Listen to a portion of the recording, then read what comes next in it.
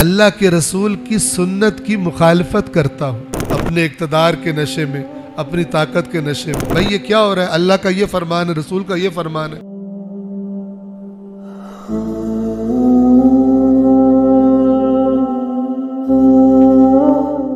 کا فرمایا سنیے گا، ایھا الناس، اے لوگو، ان رسول اللہ صلی اللہ علیہ وآلہ وسلم، بے شک اللہ کے رسول نے، قال، فرمایا، من رعا سلطانا جائرا، جو بھی کسی ظلم و جور کرنے والے حکمران کو دیکھے، مستحلا لحرام اللہ، جو اللہ کے حرام کو حلال کیے پھرتا ہو، اسے پرواہ کوئی نہ ہو، ناقصا عہدہ، اللہ کے عہد کو توڑتا ہو، یعنی شریعت کی حدود پھلانگتا ہو، مخالفا لسنت رسول اللہ، اللہ کے رسول کی سنت کی مخالفت کرتا ہو، تعمل فی عباد اللہ بالاثم والعدوان، اور اللہ کے بندوں کے ساتھ ظلم اور تجاوز کا رویہ رکھتا ہو،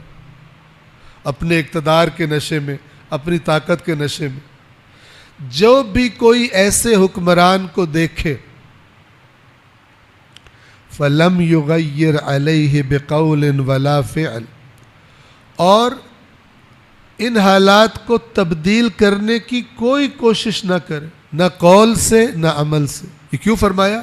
اس لیے کہ بعض اوقات حالات ایسے نہیں ہوتے کہ ٹکر لی جائے، اپنا ہی نقصان ہوگا، کوئی فائدہ نہیں ہوگا. تو تیاری کرنی ہوتی ہے، لوگوں کو آگاہ کرنا ہوتا ہے. بھائی یہ کیا ہو رہا ہے؟ اللہ کا یہ فرمان ہے، رسول کا یہ فرمان ہے. ہمارے معاشرے میں کیا کر رہے ہیں مثلا طاقتور لوگ؟ یا امام فرما رہے کوئی کوشش ہی نہ کرے، یعنی سیٹ ہو گیا ہو اسی کے ساتھ.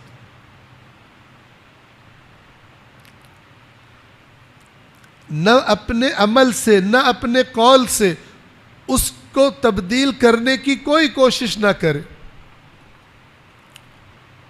کان حقا علی اللہ ان یدخلہ مدخلہ، تو اللہ تعالی کا حق ہے کہ اس کو بھی وہی داخل کرے جہاں اس حکمران کو داخل کرے گا.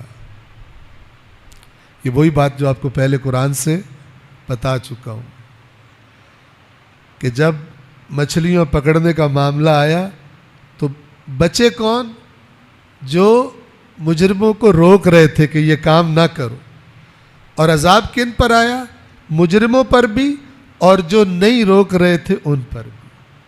وہی بات ہے، قرآن کا اصول جو امام حسین اس خطبے میں اللہ کے رسول کا فرمان اپنے سامنے بیٹھے ہوئے لوگوں کو پڑھ کے سنا رہے ہیں کہ یہ جو میں نکلا ہوں، یہ جو میں نے کوشش کر رہا ہوں، یہ کس لیے ہے؟ یہ رسول اللہ کا فرمان ہے کہ جو کچھ بھی نہ کرے پھر اللہ حق رکھتا ہے کہ ایسے بندے کو بھی اسی جگہ میں داخل کرے جہاں اس ظالم حکمران کو داخل کرے گا. یعنی اللہ کی نظروں میں یہ دونوں ایک ہی کیٹیگری کی.